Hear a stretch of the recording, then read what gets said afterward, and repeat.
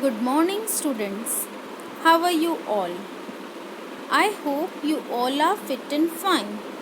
So, students, in our yesterday's previous class, we have discussed about the archaebacteria and the classification of the bacteria according to their shape. Okay, so today we are going to start eubacteria.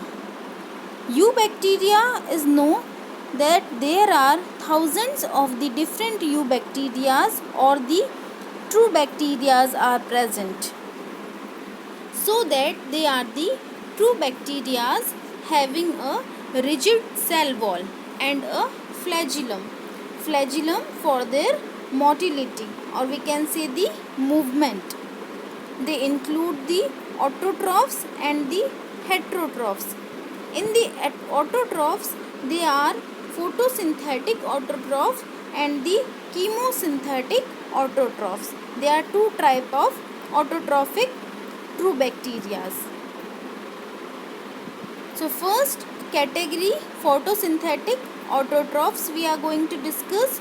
For example, the best example of the photosynthetic autotroph is the cyanobacteria. They have the chlorophyll A. We know the chlorophyll A is a universal pigment that present in all the green plants and the green like nostoc, anabaena, in all oscillatoria, in all the organism. So that they have the chlorophyll A similar to that of the green plant. First, the cyanobacteria means the blue-green algae. The basic characteristic feature of the blue-green algae is they are unicellular in nature. Only single cell is present in their body, and they are present in colonial form because they are present in a group, or we can say filamentous is structure is present in the filament form. They are marine or the terrestrial algae. Marine means they are present in the highly salty areas, and the terrestrial means they are present on the land. So that these are the characters. The colonies are generally surrounded by the gelatinous sheath.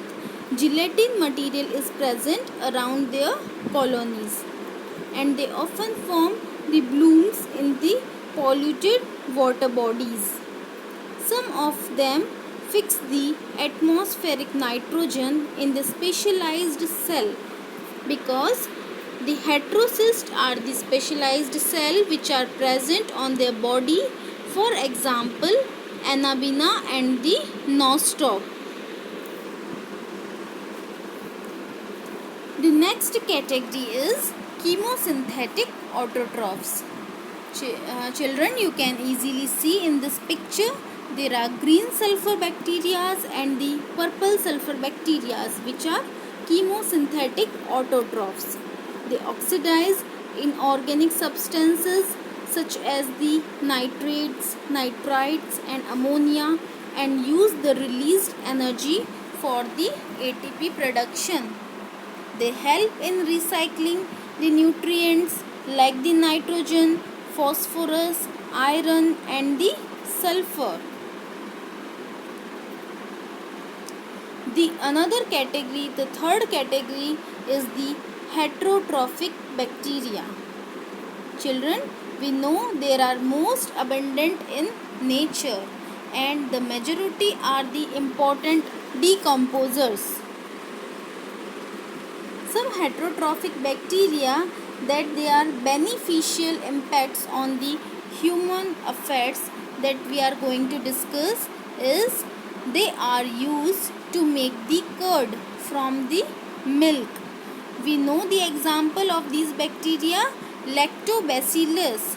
So the lactobacillus is the bacteria which convert the milk into the curd, and we know the improving the nutritional quality of the curd because they adding the vitamin B12. The next is the production of the antibiotics. Antibiotics mainly for example, penicillin is the best example for the antibiotics which are produced by the Penicillium notatum, and also fixing the nitrogen in the leguminous plants which are known as a rhizobium bacteria.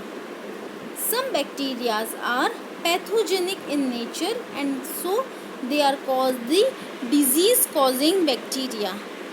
For example, cholera, typhoid, tetanus and the citrus canker.